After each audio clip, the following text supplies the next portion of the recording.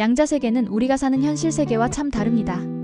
특히 관측이 미치는 영향에서 그 차이가 두드러지죠. 전자와 같은 양자 입자들은 동시에 여러 상태로 존재할 수 있어요. 이를 중첩이라고 부르는데 마치 여러 길이 겹쳐진 안개처럼 희미한 상태라고 할 수 있습니다. 그런데 우리가 그 입자를 관측하는 순간 마치 안개가 걷히면서 무수한 길이 하나로 뚜렷하게 보이는 것처럼 중첩되었던 가능성 상태 중 하나가 특정한 현실로 확정됩니다. 투명한 물체에 색을 칠해야 비로소 그 모양이 드러나는 것과 비슷해요. 관측이라는 행위가 불확실했던 양자 상태를 하나의 현실로 만들어내는 역할을 하는 거죠. 마치 길거리에서 일반 사람 중에서 연예계의 스타성을 관측해서 스타로 만드는 것과 같습니다. 핵심은 관측에 있습니다. 그렇다고 해서 양자 상태의 전자를 한 번 관측했다고 모든 걸 알 수 있는 건 아니에요. 예를 들어 전자가 여러 위치에 동시에 존재할 수 있는데 우리가 딱 한 번 관측하면 그 전자는 특정 한 곳에서만 발견됩니다. 하지만 다음번 관측 시 다른 위치에 있을 가능성이 사라지는 건 아니죠. 마치 주사위를 던졌을 때 한 번 던져서 나온 숫자만 가지고 이 주사위는 항상 이 숫자만 나오는구나 라고 단정할 수 없는 것처럼요. 우리는 여러 번 관측을 반복하면서 어떤 상태가 가장 많이 나타나는지,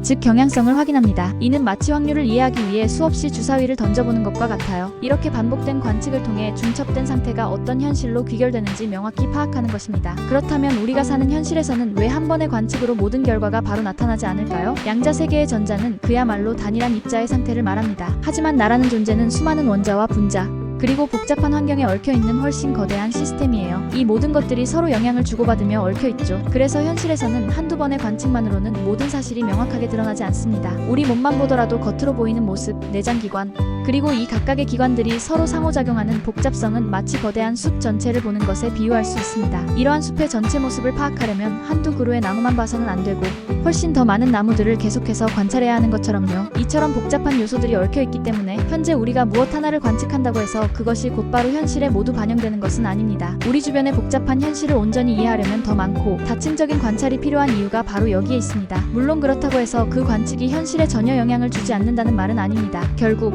양자 세계든 현실 세계든 관측은 중첩된 가능성을 특정한 현실로 바꾸는 중대한 영향을 미칩니다. 단지 현실은 훨씬 더 많은 요소들에 의해 현실화가 이루어진다는 차이가 있을 뿐입니다. 우리는 결국 관측의 세상, 관측의 제국에서 벗어날 수 없습니다. 이제 남은 것은 무엇을 어떻게 관측해야 더 효과적일지에 대한 방법론의 문제일 뿐이죠.